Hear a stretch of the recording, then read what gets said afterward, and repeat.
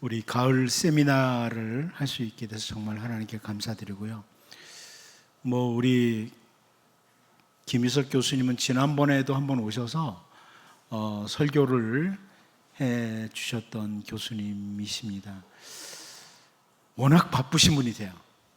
제가 볼 때 지금 오늘도 낮 예배를 수원에서 설교를 하시고 여기 오시는, 정말 참 또 훌륭한 교수님이시고 또 바쁘신데 우리 교회 오셔서 이제 오늘부터 한 4주간 모자라면 한 주 더 해야죠.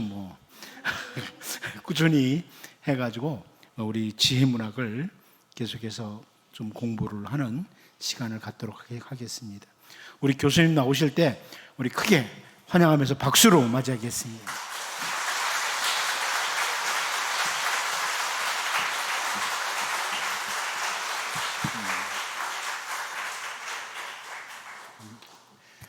안녕하세요. 네, 반갑습니다. 우리 상암교회 성도 여러분 같이 다시 한번 만나 뵙고 또 지혜서 세미나로 이렇게 불러주셔서 성경 말씀 나눌 수 있게 돼서 감사하게 생각합니다. 앞으로 4주 동안 그 지혜서를 공부를 해 나가려고 합니다. 오늘은 서론적인 이야기 앞에 조금 하고요. 오늘 잠언의 전체적인 내용, 그리고 다음 주에는 잠언의 좀 세부적인 내용, 그리고 전도서, 욥기 이렇게 순서대로 하면서 4주 동안 지혜서를 이렇게 나눌 때 하나님께서 우리에게 하늘의 지혜를 풍성하게 허락해 주셨으면 좋겠습니다. 우리 옆에 계신 분들한테 이렇게 한번 인사할까요? 하나님의 지혜를 얻으세요. 이렇게 한번 인사하겠습니다.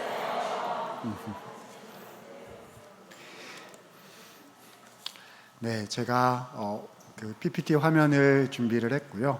그리고 자료도 있습니다. 자료집도 있고요. 저는 주로 화면을 여러분들께 이제 보여드려 가면서 또 필요하면 성경 구절 화면에 또 있기도 한데요. 성경 구절 또 찾아가면서 읽어가면서 이렇게 진행을 해 보려고 합니다. 자, 여러분, 구약 성경에 지혜서라는 책이 있습니다.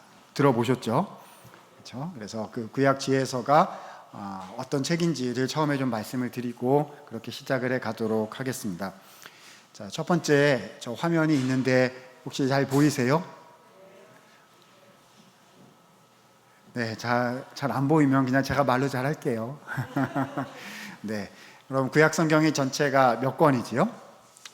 네, 39권입니다. 그죠? 너무 쉬운 거부터 여쭤봐가지고요. 그래서 9구단을 외자 이렇게 하잖아요. 그렇죠? 성경 66권인데 39, 27, 66 이렇게 하지 않습니까? 구약이 39권인데요. 구약은 이 39권은 크게 세 기둥으로 나눠볼 수 있고 조금 더 세밀하게 나누면 5개로 나눠볼 수가 있을 겁니다. 너무 잘 아시는 내용일 텐데 인트로덕션이니까 처음에 그냥 간단히 얘기하고 넘어갈 건데요. 뭘 하는 거냐 하면 지혜서가 어느 부분에 왜 해당이 되느냐 하는 얘기를 하고 싶어서입니다. 자, 그림 아마 전체 그림은 보이실 거예요. 자, 요거 필요하면 내용 자체를 우리 교역자들께 말씀하시면 제가 파일을 드릴 수 있도록 할 테니까요. 혹시 못 쓰셔도 잘 안 보이셔도 너무 염려 안 하셔도 될 것 같습니다. 자, 맨 왼쪽 기둥은요, 구약의 역사를 나타내는 17개의 책을 포함한 그런 기둥이 되겠습니다. 17권으로 되어 있고요. 자, 모세오경 5권, 창세기부터 신명기까지 있고요. 그 바로 밑에 붙어 있는 부분이 역사서이지요. 그래서 상하 다 포함해서 12개예요. 전부 합치면 그러니까 기둥이 몇 권인 거죠? 책이 17권입니다. 그래서 이 17권은 과거 역사의 기술이다. 창조로부터 포로 후기까지 해서 역사 기록이다 생각해 주시면 될 것 같아요. 역사 기록인데 모든 걸 다 기록한 것은 아니고요. 그렇죠? 하나님께서 원하시는 것을 선택하셔서 기록하신 건데 이거는 사람 편에서 해석한 역사가 아니고 하나님 편에서 보신 역사 관점으로 기록을 해놓은 거예요. 그렇겠죠? 철저하게 하나님 관점에서 기록된 역사다. 자, 맨 오른쪽에 있는 17개의 기둥으로 한번 가보도록 하겠습니다. 자, 저기도 17권인데요. 선지서, 대선지서 5권, 소선지서 혹은 12선지서라고도 부르는데 12권 이렇게 해서 우리 목사님께서 또 소선지서 강해도 하시고 계시다는 말씀 듣고 제가 얼마나 또 감동과 은혜를 받았는지 모릅니다. 또 11기에 설교하신 그 책자도 이렇게 보았는데요. 얼마나 우리 후학인 신학도들에게 되게 귀감이 된다고 여겨지는지 제가 들어오다가 막 너무 감사해가지고 되게 좋은 마음을 가지고 들어왔는데요. 자, 대선지 5권, 소선지 12권에서 몇 권이라고요? 17권입니다. 자, 저 부분은 미래에 대한 예언이다라고 할 수가 있겠죠. 물론 쪽집게 예언의 그런 의미는 아닐 것이고요.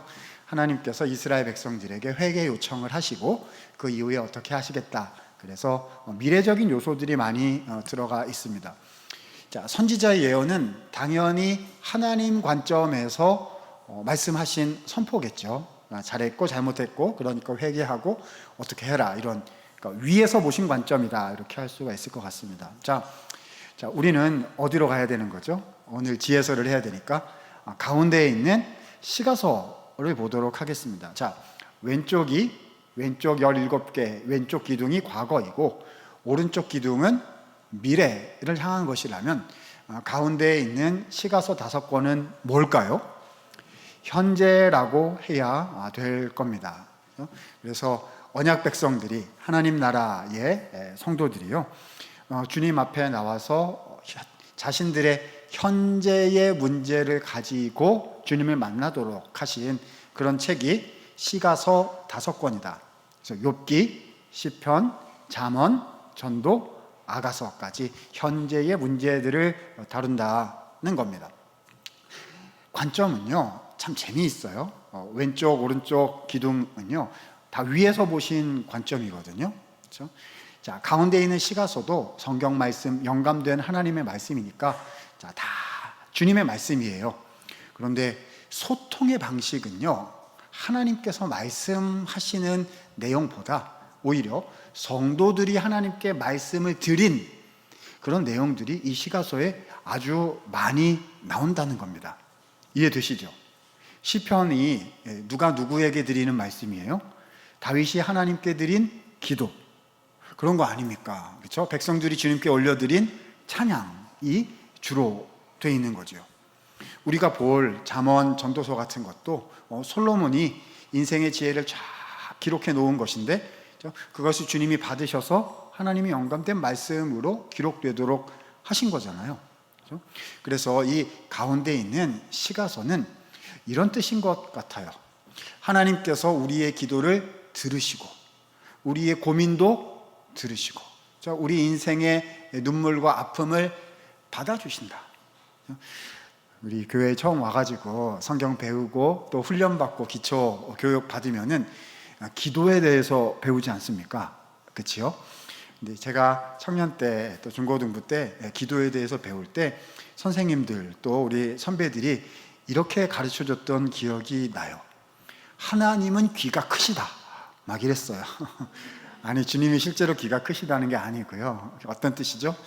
우리가 기도하면 하나님은 바로 앞에 오셔서 듣고 계신다. 근데 왜 기도를 안 해? 듣고 계시는 하나님이신데, 이렇게 얘기하면서 그걸 뭐라고 표현했냐면 주님은 귀가 크시다 이렇게 얘기를 했던, 이렇게 비유적으로 얘기를 한 거죠. 기억이 납니다.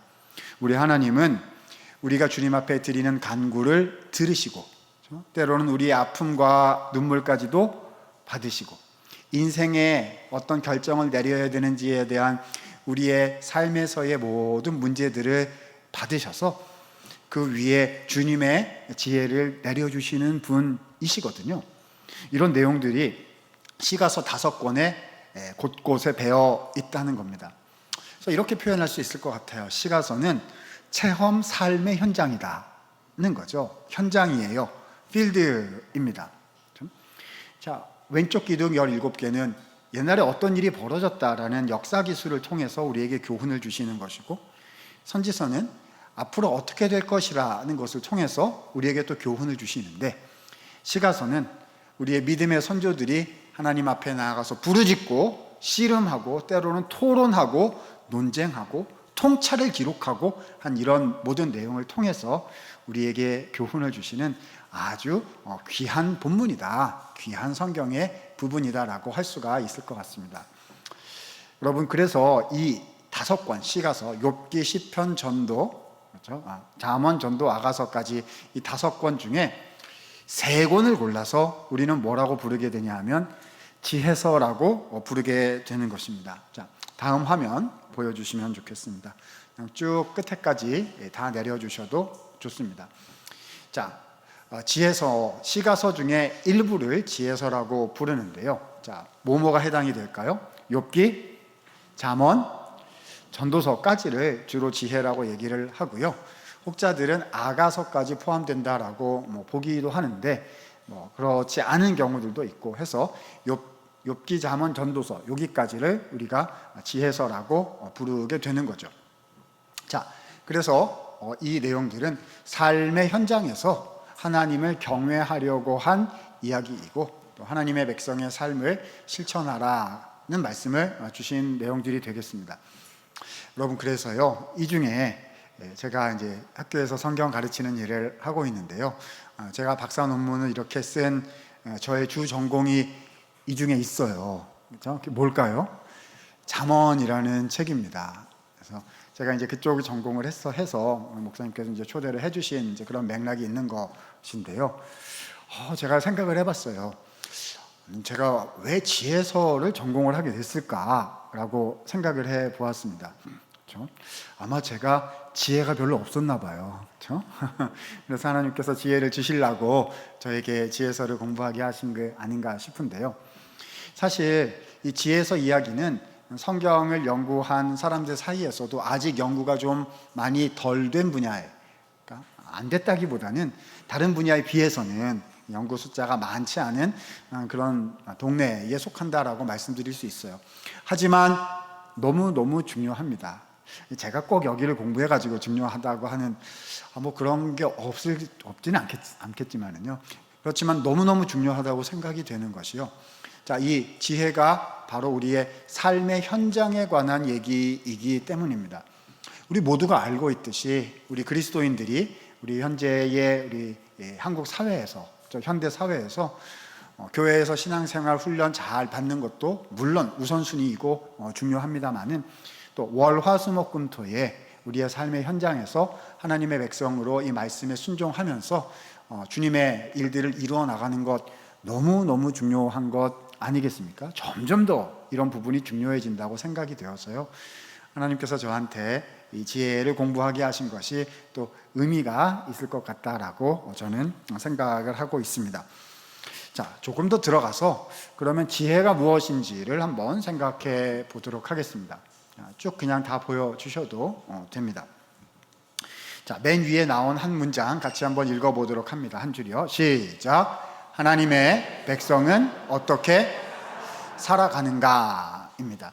성경을 보면요, 어떻게 해서 하나님의 백성이 되는가, 그러니까 어떻게 해서 교회 안으로 들어오는가 하는 것도 설명을 하고 있기는 하지만요, 구원받은 백성, 언약 백성이 된 자들이 그 구원받은 후에 성도로서, 하나님의 사람으로서 어떻게 살아가야 되는가를 또 동시에 보여주고 있는 그런 성경 말씀들도 아주 많이 있습니다.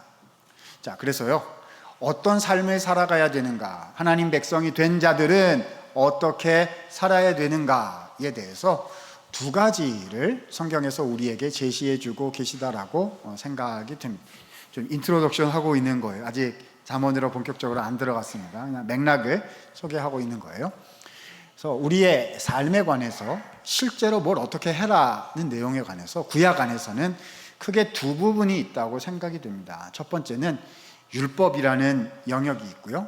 2번째는 지혜라는 영역이 있습니다.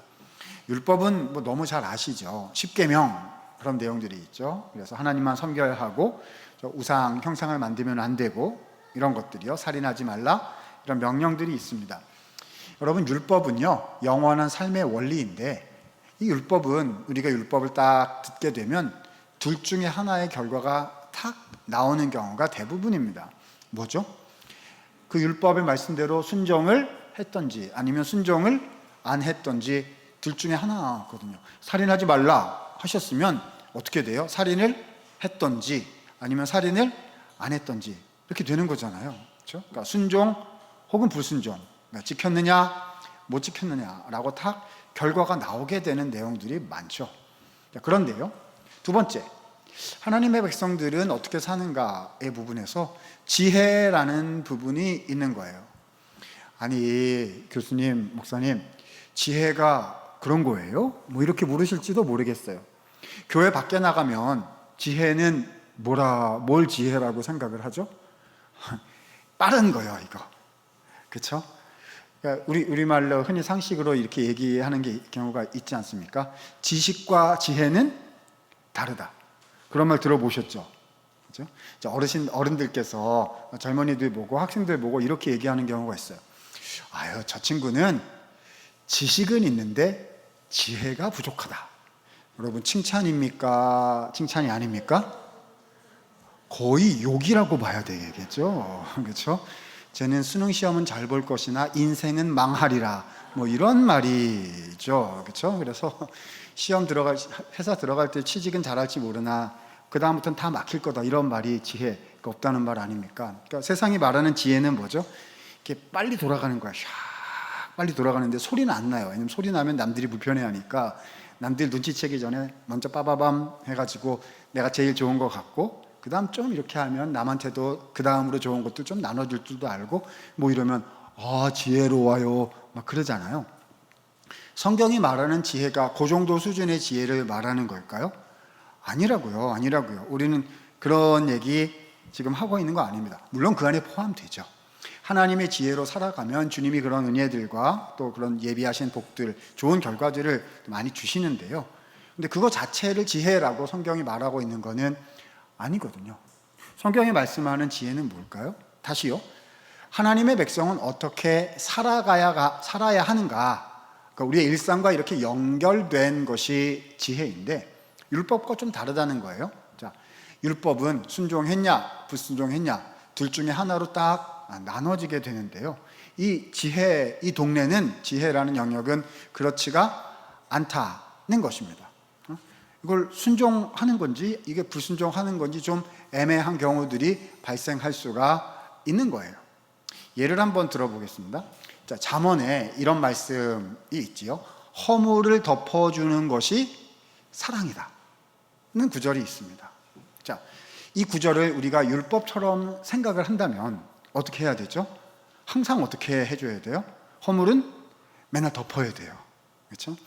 연쇄살인범이 발견이 되었습니다. 어떻게 해야 되죠? 허물을 덮어야죠. 그렇죠? 이렇게 데려다 줘가지고 경찰서에 수감되도록 하면 안 됩니다. 왜냐하면 허물은 덮어야 되니까. 그래야 되는 것일까요? 그죠? 잠언에 보면 또 이런 말씀이 있습니다. 너는 이웃집에 자주 다니지 말아라. 그 이웃이 너를 싫어하며 미워할까 두려우니라. 그러니까 이웃집에 자주 가라는 거예요? 가지 말라는 거예요? 가지 말라는 말씀이죠. 말씀 받았다. 이렇게 해가지고 1월 1일 날 그 구절을 딱 읽었어요. 예를 들어서. 그러면 어떻게 해야 돼요? 금년에 실천해야 할 목표 중에 하나는 신방 가지 않기. 그렇죠? 작년에 우리 학생들 교사하면서 전화 신방을 하루에 일주일에 맨날 한 번씩 했는데 이제는 자주 하면 안 되니까 한 달에 한 번으로 줄이기. 그런 걸 해야 됩니까? 그런 뜻 아니거든요. 그죠? 자, 이 삶의 현장이 굉장히 가까운 말씀들로 가득 차 있어요. 그래서 이 말씀은 매우 잘 판단해서 잘 적용하고 잘 사용해야 되는 것입니다. 그러니까 딱 들었다고 순종했냐 불순종했냐 이렇게 그냥 저 칼로 두부 이렇게 썰듯이 이렇게 되지 않는 경우들이 되게 많다는 거거든요. 그래서 저는 이렇게 설명을 드리고 싶습니다. 이 지혜라는 부분, 욥기, 잠언, 전도서 이런 책들은요 세계관이다라고 말씀을 드리고 싶어요. 뭐라고요? 세계관요. 세계관이 뭐죠? 안경요. 안경. 그렇죠? 잘 보이는 것. 뭐가 좋은 거죠? 라고 볼 줄 아는 게 안경이고 눈 아닙니까? 우리의 일상을 이렇게 보면서 하나님 무엇이 주님 보시기에 선한 것입니까? 하나님 무엇이 주님이 원하시는 좋은 것입니까? 를 분별해내고 판단해낼 줄 아는, 그렇죠? 해석의 렌즈, 안경, 그렇죠? 뭐라고 부릅니까? 세계관이라고 부르는 거죠. 이 땅은, 이 세계는 어떤 곳이고 세상에서 벌어지는 일들은 어떤 것이고 그것에 대해서 우리가 하나님의 뜻을 가지고 어떻게 분별해낼 수 있는가, 인지하고 판단하고 선택하고 열매를 맺고 하는 그런 관점들요, 세계관이라고 우리가 부르게 되는 거죠. 그래서 이 지혜서는 하나님께서 언약 백성에게 주신, 하나님의 백성들에게 주신 뭐라고요? 세계관을 우리는, 성경은 뭐라고 표현하고 있다? 지혜라고 표현하고 있다라고 설명을 드리고 싶은 것입니다. 그래서 오늘부터 뭐를 배운다고요? 지혜를 배운다는 것입니다. 여러분 기대가 되시죠? 기대가 되시죠? 제가 약간 염려가 되는데요. 오늘도 그렇고 다음 주도 그렇고 제가 계속해서 여러분 지혜를 얻으세요 이렇게 해서 지혜 계속 얘기를 할 거예요. 근데 이제 교회에 이렇게 가보면요, 교회마다 이름이 지혜이신 성도님들이 교회마다 계시던데요.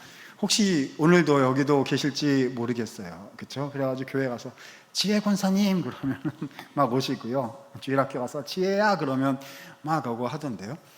제가 계속 말씀드릴 지혜는 사람 이름 지혜를 얘기하는 것이 아니고 하나님께서 주시는 언약 백성의 세계관을 의미하는 것이다 라는 이야기가 되겠습니다. 다음 페이지요.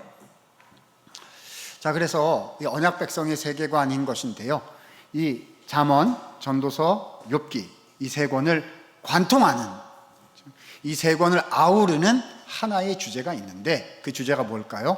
여호와 경외라는 주제가 되겠습니다. 우리가 앞으로 살펴볼 텐데요, 잠언, 욥기, 전도서 이 세 책은요 성격이 서로 좀 달라요.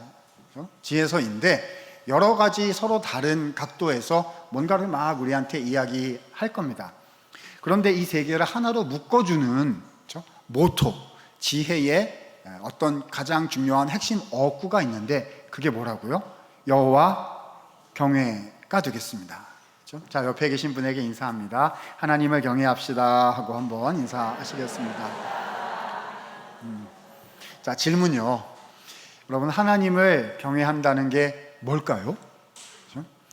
우리가 잘 암송하는 구절 이따가도 나올 건데요, 잠언 9장 10절에 보면 여호와를 경외하는 것이 지혜의 근본이다. 교회 가면 벽에도 막 붙어 있어요. 암송 구절로 막 나눠지기도 합니다. 여호와를 경외한다는 게 뭘까요? 하나님이 두려워서 무서워서 막 벌벌 떠는 걸까요? 말씀에 순종 안 하면 주님이 막대기 들어가지고 이놈아 하고 이렇게 치실 거니까 하나님 무서운 줄 알고 하나님 때리시기 전에 먼저 똑바로 하여라, 이 정도의 의미만 담고 있는 걸까요? 그런 의미가 없다고 할 수는 없겠지만요, 하나님을 경외한다는 것은 훨씬 더 장엄하고 깊이 있고 폭이 넓은 큰 의미를 우리에게 보여주는 걸 거거든요. 그래서 이 여호와 경외, 그러니까 지혜가 이제 여호와 경외랑 연결이 되는 건데요, 이 여호와 경외는 욥기, 잠언, 전도서 세 권을 통해서 우리에게 전달이 되는 겁니다. 이렇게 표현하고 싶어요. 지혜서는 여호와 경외를 세계관으로 삼도록 우리를 훈련시켜주는 훈련 프로그램이다 라는 겁니다. 다음 페이지입니다. 우리가 지혜서를 여호와 경외를 배우는 세계관 훈련 학교 프로그램으로 이해를 할 수가 있을 텐데요, 난이도 순으로 배열을 해보도록 하겠습니다. 성경 순서대로 하려면 욥기, 잠언, 전도서, 중간에 시편 빼고요, 욥기, 잠언, 전도 이렇게 해야 될 텐데 난이도 순서대로 배열을 하자면 저는 잠언을 먼저 배워야 되고 그 다음 전도서를 배워야 하고 그 다음에 욥기를 배워야 한다고 생각을 합니다. 이제 괄호 안에 저의 생각을 담아 놓았는데요, 잠언은 여호와 경외를 인식론적인 측면에서 우리에게 알려주실 거고, 전도서는 여호와 경외를 존재론적 측면에서 우리에게 알려주실 거고요, 욥기는 여호와 경외를 실론이라는 측면에서 우리에게 알려주신다라고 생각합니다. 그래서 잠언부터 먼저 배워야 되고요. 잠언을 다 알게 되면 그 다음에 전도서로 들어갈 수 있습니다. 나중에 하겠지만요, 여러분, 전도서에 제일 많이 나오는 유명한 표현이 뭐죠? 헛되고 헛되니 모든 것이 헛되도다. 그게 꼭 염세주의적인, 그렇죠? 그냥 모든 걸 다 포기해버린 그런 의미는 아닐 거잖아요. 설마 성경 말씀에 모든 걸 다 포기해라 라는 뜻은 아니시겠죠. 깊은 뜻이 있을 거예요. 그런데 그 말씀을 이해하려면 먼저 뭐부터 해야 된다고요? 잠언의 말씀을 배워가지고 실천도 해보고 씨름도 해보고 해야 전도서에 들어가서 모든 것이 헛되다라고 하실 때 그렇군요 라고 이해가 되고 이게 용납 수용이, 그렇죠? 받아들여지는 게 될 거예요. 잠언, 전도서의 그런 모든 말씀들을 또 배우고 실천하고 삶에서 또 해보려고 노력하고 한 분이 되어야, 그래야 욥기에 들어가서 하나님이 욥에게 주셨던 그 고난의 이야기를 이해하고 또 소화할 수 있게 된다는 거죠. 그래서 초급 과정, 입문 과정이 잠언이고 중급은 전도서, 그리고 최고위 과정, 최고급 과정을 우리는 욥기라고 이렇게 설명을 드리고 싶습니다. 자, 그래서 이 모든 것들 중에서 우리는 뭘 먼저 하게 되는 걸까요? 잠언을 먼저 하게 되는 거죠. 오늘은 잠언의 전체적인 내용을 소개를 드리고 세부적인 내용을 다음 시간에 그렇게 해서 잠언을 2주 말씀드리고 전도서 하루, 욥기 하루 이렇게 진행해 가보도록 하겠습니다. 정리해서 생각 기억해 주실 것은요, 자, 지혜서는 무엇이라고요? 하나님의 백성들이 삶의 현장에서 어떻게 살아가는가에 관계된 이야기이면서 핵심은 뭐다? 여호와 경외가 무엇인가가 핵심이고요. 그것을 우리에게 언약 백성의 세계관으로 훈련시켜 주시는 이 트레이닝이, 훈련이 지금 진행되는 것이다 입니다. 한번 생각해 보셔요. 나는 예수님을 믿은 후에 안경이 바뀌었는가 라는 거죠. 우리 상암교회 성도님들은 말씀으로 훈련 받으시면서 이미 그런 단계들을 거쳐 오셨으리라고 생각이 되어요.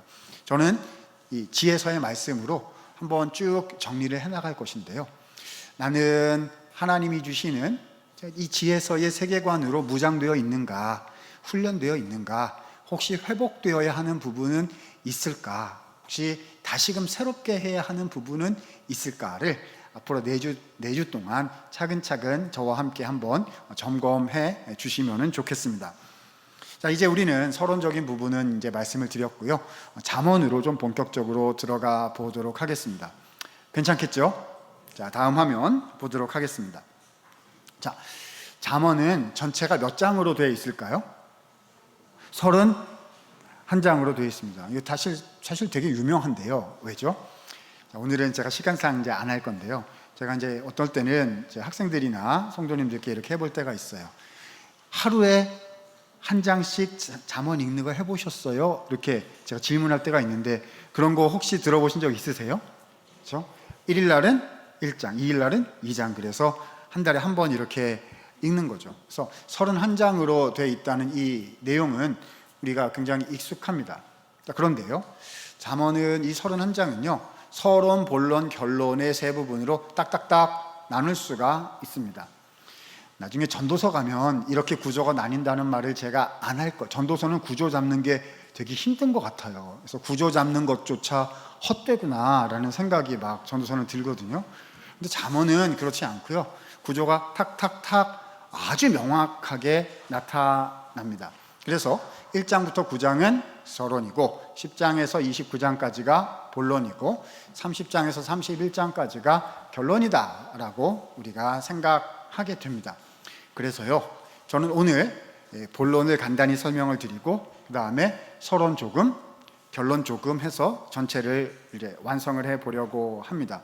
다음 주에는 뭘 할 거냐 하면 1장부터 9장의 주요 본문들에 대해서 차근차근 좀 설명을 드리는, 보다 좀 깊이 들어가는 것을 할 거고, 오늘은 전체 구조에 대해서 말씀드리는 것을 하려고 합니다. 자, 본론을 먼저 말씀드려 보도록 하겠습니다.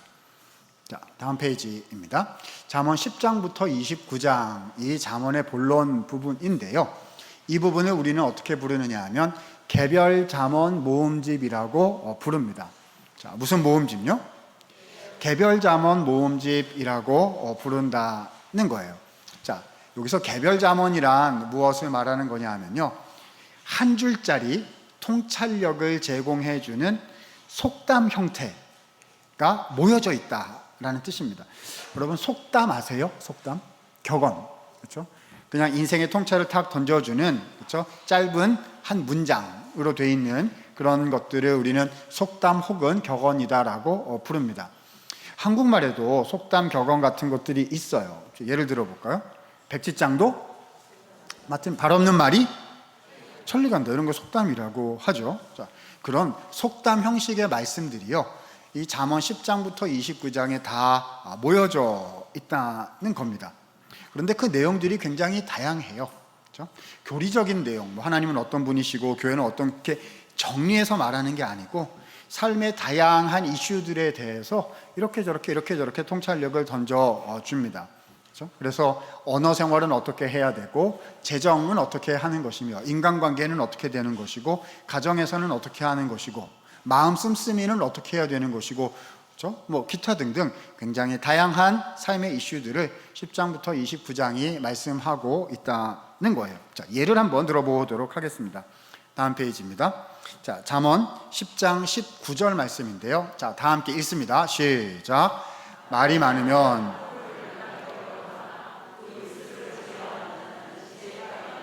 자, 뭐에 관한 말씀일까요? 언어 생활에 관한 말씀이겠죠. 말 많이 하면 안 된다라는 그런 언어 생활에 관한 말씀입니다. 자, 다음 거 한번 보겠습니다. 개별 잠언에 대한 예를 드는 중입니다. 한결같지 않은 저울추와 한결같지 않은 대는 다 여호와께서 미워하시느니라. 그렇죠? 이 사람한테는 이런 잣대를 쓰고 저 사람한테는 저런 잣대를 쓰면 된다, 안 된다?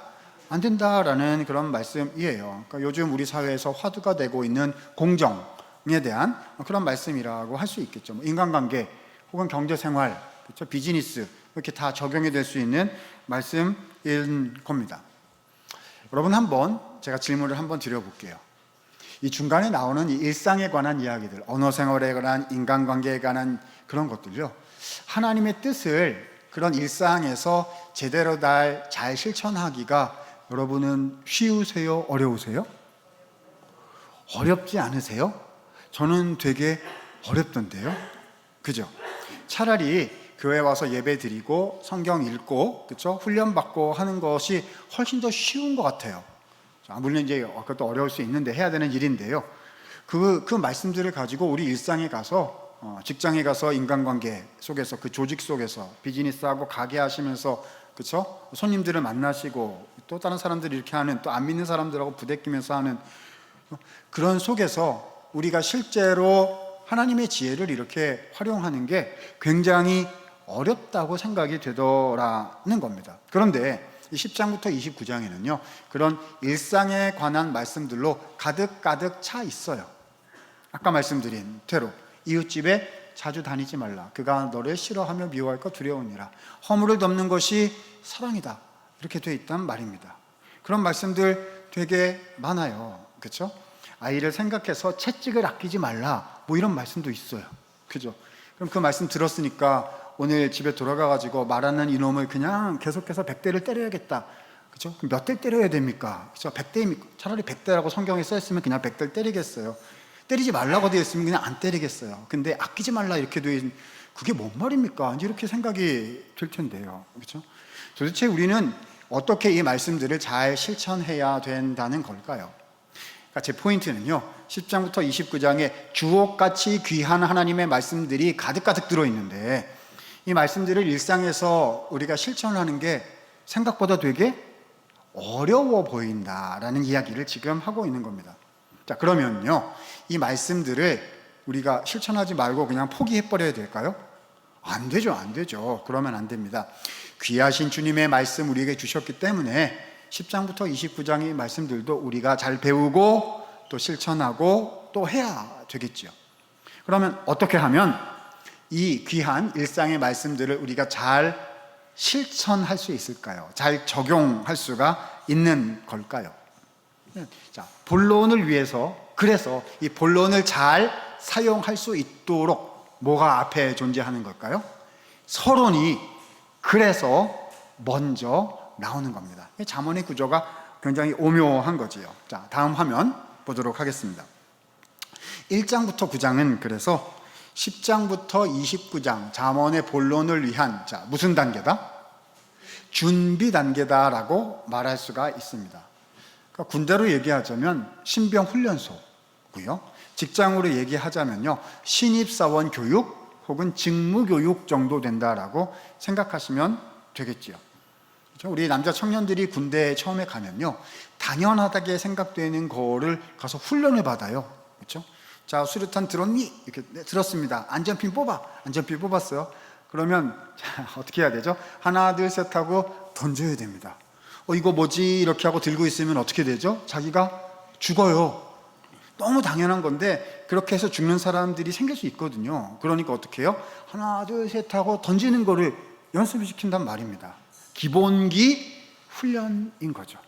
하나님께서 10장부터 29장의 귀한 말씀들을, 일상의 말씀들을, 언약 백성으로 어떻게 살아야 되는지를 알려주시기 위해서 그 지혜의 말씀들을 주시는데, 그 말씀들을 잘 사용하고 활용하게 하시기 위해서 앞에 신병훈련소, 매뉴얼인 거죠. 매뉴얼, 사용설명서, 잠언 사용설명서를 1장부터 9장에 미리 마련해 놓으셨더라는 것입니다. 그래서 1장부터 9장은 10장부터 29장을 위한 준비 단계다 라고 말씀드릴 수 있습니다.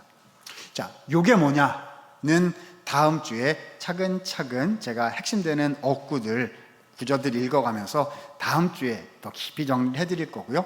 오늘은 큰 틀에서만 말씀을 드리겠습니다. 자, 그래서요, 1장부터 9장의 내용을 한 줄로 요약을 하면 어떻게 되느냐, 제가 요약을 해왔습니다.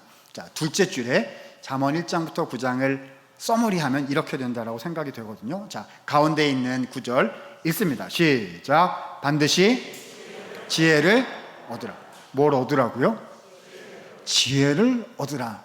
오해하시면 안 됩니다. 그렇죠? 또 우리 결혼 안 하신 젊은 남자 청년들이 딱 들으시고, 오늘 목사님이 오셔가지고 지혜라는 이름의 자매랑 결혼하라 했다고 막 그렇게 생각하면 안 돼요. 하늘의 지혜를 말씀하는 겁니다. 자, 남녀노소, 결혼하신 분이든 결혼 안 하신 분이든요, 그렇죠? 자, 지혜를 얻으셔야 되는 겁니다. 그런데 여러분, 이 잠언 1장부터 9장 말씀이요, 우리에게 지혜를 허락해 주신다고 이제 하시면서 아주 특별한 방식을 활용을 하십니다. 성경 말씀이 참 오묘해요. 뭐냐? 맨 밑에 써 있습니다. 이 하나님의 지혜를 뭐 한다고요? 의인화해서 표현하고 있습니다. 의인화가 뭐죠? 사람이 아닌 사물이나 개념을 사람으로 표현하는 거예요. 성경에 많이 나옵니다. 하늘이여 외치라. 그렇죠? 바다야 기뻐하라. 가서 막 보는데 바다가 기뻐하나요? 바다 그냥 가만히 있어요. 그렇죠? 바다야 기뻐하라. 무슨 말이죠? 의인화 기법을 통해서 메시지를 전달하는 그런 형태가 있는 거거든요. 여러분, 지혜는 사람입니까? 아닙니까? 지혜는 사람 아니라고 계속 제가 여러 번 얘기했잖아요. 지혜는 하나님이 주시는 하늘의 지혜를 의미하는 것인데, 이 지혜를 마치 무엇인 것처럼? 사람인 것처럼 의인화해서 잠언이 자꾸 표현을 하고 있어요. 그런데 그 중에서도 남성으로 의인화를 하는 게 아니라 누구로요? 여성으로 의인화를 한다는 겁니다. 이유가 있습니다. 이 지혜라는 말은요, 성경 원어를 보면 여성 명사입니다. 또 무슨 그런 어려운 얘기를 자꾸 하세요. 또 남성 명사, 여성 명사는 또 뭐예요? 여러분, 그런 거 있잖아요. 우리 한국말에는 명사의 성이 없어요. 그런데 외국어 랭귀지에 보게 되면 명사에 남성, 여성 혹은 중성까지 있는 그런 경우들을 우리가 왕왕 보게 되죠. 자, 성경 히브리어 원어는요, 명사의 성이 있어서 남성 명사, 여성 명사 이런 게 있는데요, 지혜라는 말은 그때 성이 남성이다, 여성이다? 여성이다라는 거예요. 그래서 지혜라고 불러놓고 그 다음에 그것 이렇게 할 수가 없어요. 그라고 할 수가 없고 여성형을 써야 되는 거예요. 그러니까 지혜 해놓고 항상 뭐라고 해야 돼요? 그 여자, 우리말로 하자면 그녀, 이렇게 표현을 해야 된다는 겁니다. 그래서 자연스럽게 여기서 굉장히 특별한 소통의 맥락이 잠언에서 자주 발생을 하게 됩니다. 여러분, 잠언이라는 책을 읽어보셨으면 아마 익숙하게 아실 텐데요, 잠언의 주요 내용은요, 아버지가 아들 혹은 아들들에게 교훈을 베푸는 형태로 되어 있습니다. 그러니까 누가 누구한테 얘기하는 거예요? 아버지가 아들에게 말하는. 그래서 어떤 말이 되게 많이 나오죠? 내 아들아, 내 아들아, 내 아들아, 아버지의 훈계를 버리지 말며 어머니의 교훈을 배우라. 뭐 이런 식으로 되어 있단 말입니다. 내 아들아, 내 아들아. 그렇죠? 그래서 지금 지혜를 소개하는데, 자, 누가 누구에게요? 아버지가 아들에게 지혜를 소개하는데, 자, 지혜가 뭐 되어 있다고요? 여자로 의인화되어 있다는 겁니다. 자, 재미있어집니다. 아버지가 아들에게 여자를 소개하는 장면이 돼버리는 거죠. 진짜로요? 라고 막 저를 쳐다보시는 것 같은데요. 진짜예요. 자, 예를 한번 들어보도록 하겠습니다. 잠언 4장 5절부터 9절에 이런 말씀이 나타나고 있습니다. 내 아들아인 거예요. 아들아, 아버지가 말씀하는 거죠. 아들아, 지혜를 얻으며 명철을 얻어라. 자, 지혜와 명철은 비슷한 말입니다. 그러니까 지혜를 얻으라는 거예요. 지혜를 얻어라, 내 아들아. 지혜가 제일이니 지혜를 얻을지어다. 이렇게 해놓고요. 자, 그 다음에 우리 한국말 번역할 때는, 한국 성경으로 번역할 때는 이걸 다 남성형으로 번역을 했어요. 왜냐면 우리말에 그 여자를 얻으라 이러면 그게 뭔 말인지 이해를 못할 거니까요. 오해를 할 거니까 다 남성형으로 번역을 했는데, 자, 성경 원어의 뉘앙스를 살려서 여성형 형태로 제가 한번 직접적인 번역을 해보겠습니다. 아들아, 그 여자를 높여라. 그러면 그 여자가 너를 높이 들어줄 것이다.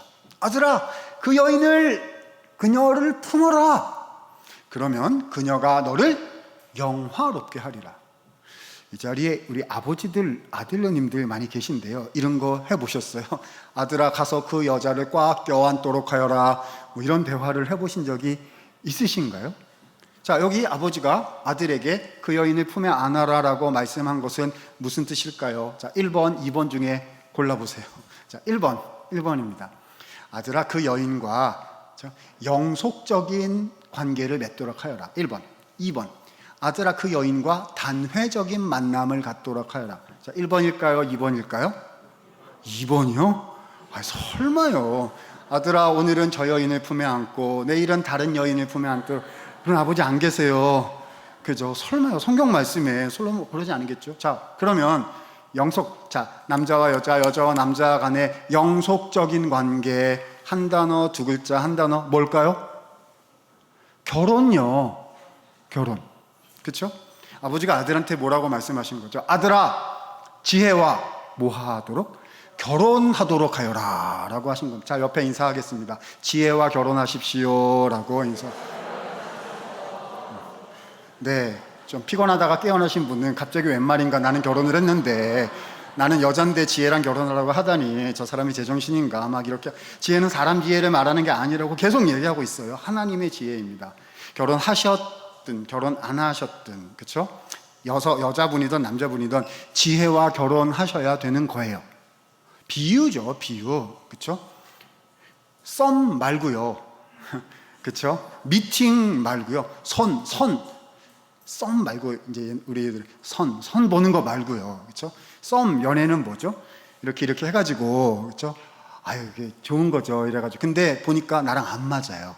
결이 안 맞는다고 그러죠. 그렇게 헤어지고, 이제 그게 연애 아닙니까? 근데 결혼은 뭐예요? 이제 들어가가지고, 끝났다 생각하고 끝까지 간다. 이게 결혼 아니겠습니까? 이렇게 봤는데, 미워 죽겠어. 그래도 끝까지 간다. 그렇죠? 손 꼭 잡고 끝까지 가기를 결혼이라고 부르는 거 아닙니까? 아닌가요?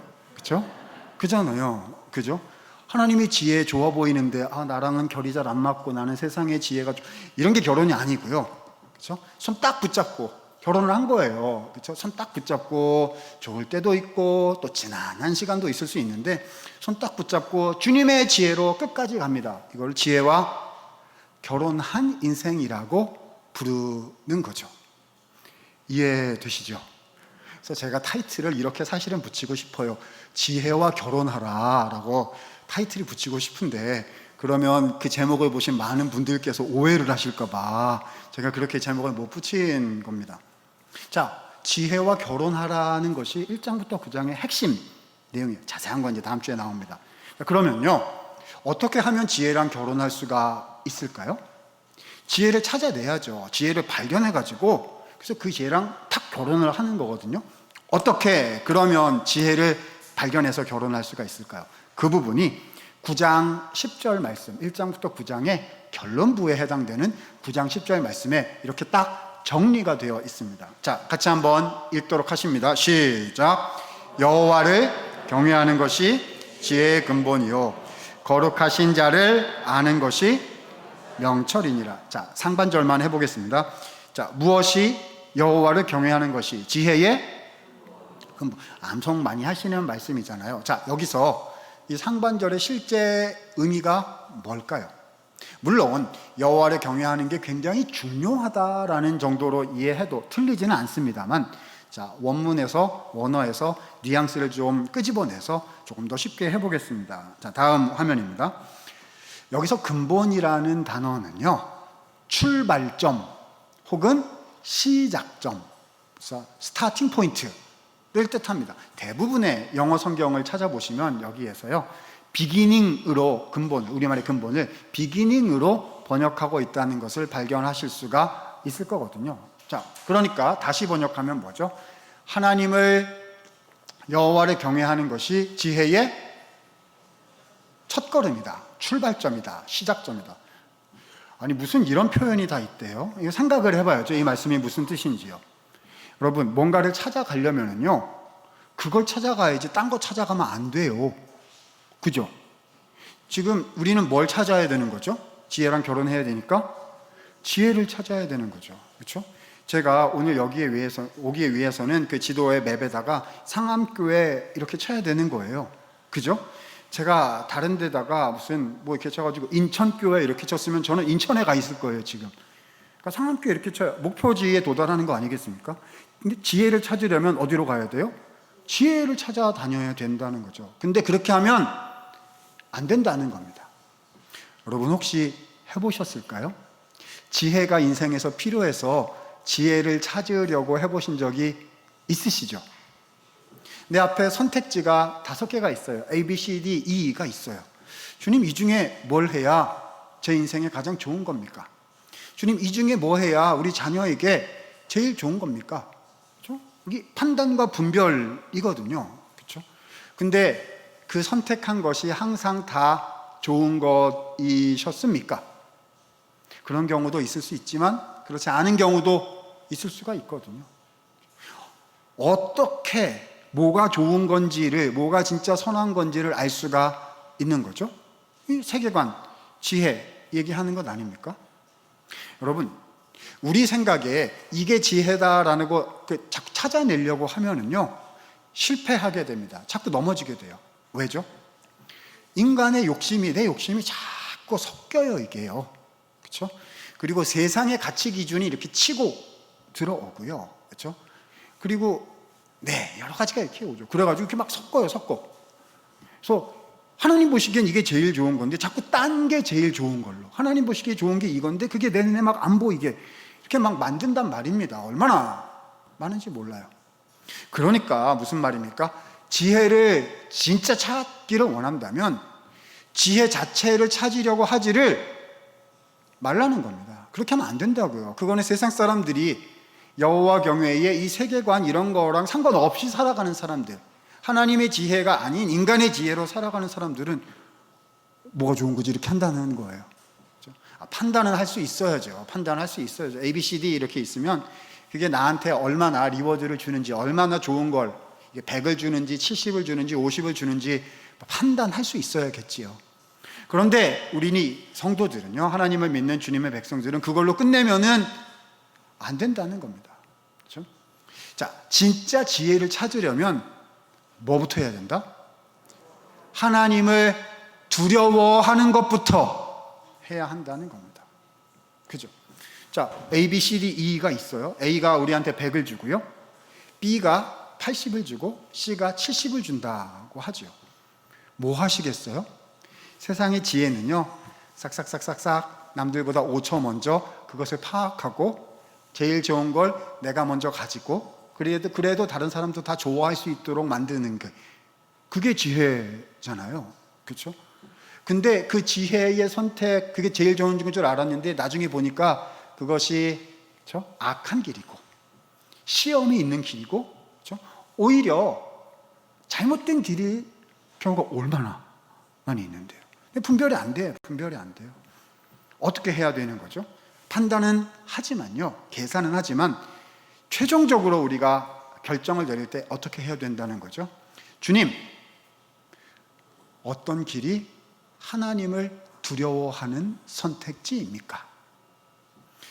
제가 무엇을 선택해야 하나님을 존귀하게 여기는 선택이 될 수 있겠습니까? 어떻게 해야 살아계신 내 주님을 두려우신 분으로, 심판하시는 분으로, 주권자로, 가장 선한 일을 지금 내 인생 속에 지금도 행하시고 계신 그 분임을 인정하는 그 방식으로 제가 선택할 수 있겠습니까? 저의 선택은 하나님을 경외하는 것입니다. 그래서요, 하나님을 경외하는 게 뭔지 이렇게 판단을 해봤더니 제일 좋은 백을 주는 것도 하나님을 경외하는 길에 속해요.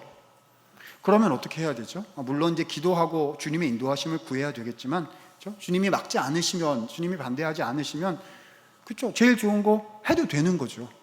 다만 주의 말씀을 따라, 그렇죠? 주신 것을 하나님을 위하여, 또 나만 말고 많이 나누고 베풀고 주님을 섬기기 위하여, 그렇죠? 많이 받으시고 많이 나누시면 되죠. 그런데 이 백이 하나님을 두려워하는 게 아니라 딴 걸 두려워하는 길이에요. 딴 게 너무 무서워. 그래서 그걸 해야 되겠어요. 그러면요, 그게 지혜가 아니고, 지혜인 것처럼 왔다 갔다 하고 있지만 그 지혜가 아니고 이렇게 껍질을 이렇게 까보면 그게 뭐라고요? 미련, 우매란 말입니다. 쭉 따라가 보면 시험이 있고 넘어짐이 있고, 그렇죠? 상함이 있고 멸망이 있고, 근데 겉으로는 지혜로 이렇게 포장이 잘 돼가지고 말이죠. 그렇죠? 그럴 때는 제일 좋은 게 아니라 조금 더 적은 것을 준다 할지라도 하나님을 경외할 수 있는 선택지를 선택을 한다면 끝에 무엇이 발견된다는 겁니까? 지혜요. 여호와를 경외하는 것이 지혜의 출발점이다. 여러분, 안경 바꾸셨죠? 그죠? 목사님, 그게 무슨 말이에요? 예수님 믿으면서 우리가 살아가는 거를 바꾸는 거잖아요. 그렇죠? 예전에 우리 선배님들, 저 어렸을 때, 청년 때 이런 말 많이 들었던 것 같아요. 이제 세계관 논의 뭐 이런 거 하면서 예수님 믿는 사람들은, 그렇죠? 어떻게 살아야 된다? 집을 싹 허물고 처음부터 새로 짓는 거야 하셨어요. 그죠? 그러니까 사람하고 관계하는 법, 세상에서 배운 거, 땅 따먹기 하다가 어렸을 때 배운 거, 군대 가서 배우고 중고등학교 때 배우고 다 있잖아요. 어떻게 해서 살아남는다 뭐 이런 거 있잖아요.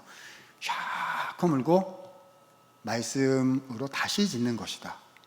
이제 저는 그걸 뭐죠? 안경 바꾸기 뭐 이렇게 표현을 하는 것인데요. 뭐가 진짜 좋은 것입니까? 에 대한 판단 기준이 뭐여야 된다고요? 저는 하나님을 경외하는 사람이 되고자 합니다. 이 기준으로 이렇게 바꾸셨을 줄로 믿습니다. 그죠? 근데 이게요, 그 집이 세상에서 치고 들어오고 이상한 거 칠하고 막 세상에 물결도 들어와서 덮이고 막 이래가지고요, 어떻게 되냐면 또 허물고 또 짓고 이상한 거 있으면 보수하고 또 말씀의 원리로 이렇게 다시 채우고 다시 세우고 우리가 계속 그렇게 해 나가야 되는 거 아닙니까? 그렇죠? 자, 그래서 지혜를 찾는 방법이 무엇이냐? 지혜를 찾으려 하지 말고, 자, 무엇을 하려고 해야 된다? 여호와를 경외하려고 해야 한다는 것입니다. 여러분, 이 지혜에다가 우리가 신앙 안에서 저 찾고 구하고 되게 필요하다 생각하는 것을 이렇게 대입해서 설명할 수 있을 것 같아요. 그렇죠? 자, 이제 예를 한번 들어보겠습니다. 지혜를 찾으려 하면, 그렇죠? 지혜를 찾을 수가 없게 되니, 지혜를 찾기 원한다면 먼저 하나님을 경외하십시오, 이 말인 거잖아요. 이해되시죠? 그렇죠? 자, 한번 해볼게요. 행복을 찾으려고 하면 행복을 못 찾게 될 것이니, 진짜 행복해지고 싶거든 무엇부터? 하나님을 두려워하시기 바랍니다. 그 길 끝에 행복이 있습니다. 는 거죠. 안정감을 막 찾아다녀요, 우리가. 안정감이 얼마나 인생에서 필요한, 이거 없으면 못 살아요, 막. 그렇죠? 어떻게든 안정감을 찾아다니면 안정감을 찾을 수가 없습니다. 있다가 없다가 할 거니까요. 뭐 어떻게 없어질지 어떻게 알겠어요? 안정감을 얻기를 원한다면 무엇부터요? 하나님을 경외하는 것부터 하십시오. 그렇죠? 좋은 것을 얻고 싶으십니까? 그러면 좋은 것을 찾아다니지 마시고 무엇부터요? 하나님을 두려워하고 주님을 존귀하게 하는 것을 선택하려고 하십시오. 여러분, 이 지혜가요, 나중에 끝날 때 또 정리를 하겠지만요, 이제 4주 끝날 때 계속 제가 얘기를 하겠지만, 구약 성경의 이 지혜는 명확히 한 분을 이렇게 가리키고 있어요. 장차 오실 한 분을 이렇게 가리키고 있는데, 그분이 누구시죠? 고린도전서 잘 아시죠? 1장에 보면 고린도 교회의 여러 가지 문제를 해결해 나가는, 그렇죠? 기준을 제시하시는데, 그게 예수님의 십자가를 지혜로 소개하는 거예요. 그렇죠? 예수님의 십자가는 하나님의 지혜요, 하나님의 능력이다. 그래서 성경 전체는 구약에 나오는 모든 지혜를 예수 그리스도에 대한 예표이다. 누가 지혜시라고요? 예수님께서 지혜이시다. 관련된 내용은 다음 주에 잠언 8장에서 좀 더 나올 겁니다. 그렇죠? 여러분, 예수님께서, 오늘은 이제 서론이니까요, 잠언 큰 틀이니까요. 그래서 예수님께서 십자가를 지러 이렇게 겟세마네를 이렇게 가셨을 때요, 와, 세상이 보면 저거는 망하는 것이고 저게 뭐가 지혜예요? 미련덩어리죠. 미련덩어지. 남들 위해서 죽으러 가는. 그렇죠? 그런데 여러분, 십자가가 죽음이 끝이었습니까? 아니죠. 십자가 끝에 사흘 후에 안식 후 첫날 사망의 권세를 깨뜨리는 부활이 있었고요. 그렇죠? 그리고 부활 후에 예수님께서 승천하셔서 하나님 보좌 우편에서 왕 중의 왕으로, 그렇죠? 세상의 통치자로 다스리시는, 그렇죠? 그 영광이, 승귀가 예수님께 주어졌단 말입니다. 십자가의 끝에 부활이 있었고 승천이 있었고 통치와 승리가 있었다는 거죠. 왜죠?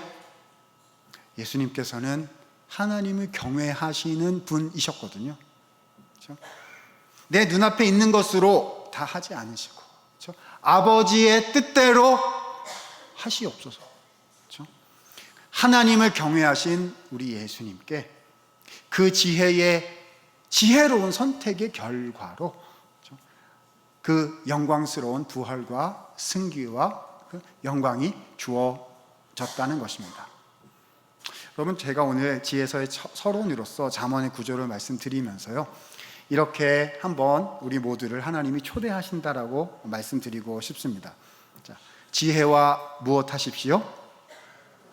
결혼하세요. 그렇죠? 나는 지혜랑 결혼한 사람인가? 혹시 연애만 하신 거 아니세요? 그렇죠? 주님의 지혜, 하나님 경외하는 거 좋지요. 옛날에 3년 연애했어요. 3년. 근데 그 다음에 불편해가지고 나랑 삶의 결이 달라가지고 하나님보다 나는 딴 게 더 무서워가지고 그래가지고 헤어졌어요. 그렇죠? 안 되세요, 안 되세요. 연애 아니라고요. 그렇죠? 뭐 해야 된다고요? 결혼입니다. 그렇죠? 살펴보고 무엇이 진리의 길인가? 무엇이 하나님이 원하시는 우리의 일상의 삶을 살아내는 방식인가? 무엇이 언약 백성의 세계관인가를 판단하고 선택하고 결정하여 결혼하는 것입니다. 저는 이렇게 들어가야 되는 거죠. 들어가면 어떻게 될까요? 자, 어떻게 그 관문에 들어가느냐, 그리고 들어가면 어떻게 되느냐가 다음 시간, 그 다음 시간, 그 다음 시간으로 연결되는 잠언 초급 과정이죠. 그렇죠? 아직 핵심되는 거는 이제 다음 시간에 할 거예요. 자, 그리고 중급 과정인 전도서, 그리고 고급 과정인 욥기에 우리의 인생처럼, 그림처럼 복된 소식으로 쭉 펼쳐져 가게 되는 거예요. 앞으로 4주 동안 우리 성도님들께서 하나님, 저에게 제 인생의 가장 귀중한 또 한 번의 기회, 지혜와 결혼해서 하나님을 경외하는 복된 인생이 될 수 있는 그런 기회를 저에게 꼭 주셨으면 합니다라고 소망하고 소원하는 마음 가지실 수 있으면 좋겠습니다. 다음 주에 잠언 1장부터 9장 내용과 31장 내용 본문으로 좀 더 깊이 설명드릴 수 있도록 하겠습니다. 자, 제가 한번 기도하고 마치도록 하겠습니다. 은혜가 풍성하신 하나님, 감사드립니다. 주님께서 사랑하시고 존귀하게 여기시는 주의 상암교회 성도들 함께 주께서 주신 귀한 지혜서의 말씀들 살필 수 있게 하심을 감사드립니다. 하나님, 아무쪼록 앞으로 진행되어 가는 이 남은 3주간의 모든 우리 세미나를 통해서 하나님께서 하늘로부터 주시는 언약 백성의 세계관 지혜를 잘 배울 수 있게 하여 주시고, 그 지혜와 결혼하여 여호와를 경외하는 참된 세계관을 지닌 주님의 백성으로 이 땅에서 값있게 의미 있게 주님의 나라 백성으로 살아내는 우리 모두가 될 수 있도록 말씀과 지혜의 은혜를 허락하여 주시옵소서. 감사하옵고 귀하신 구주 예수님 이름으로 기도드리옵나이다. 아멘.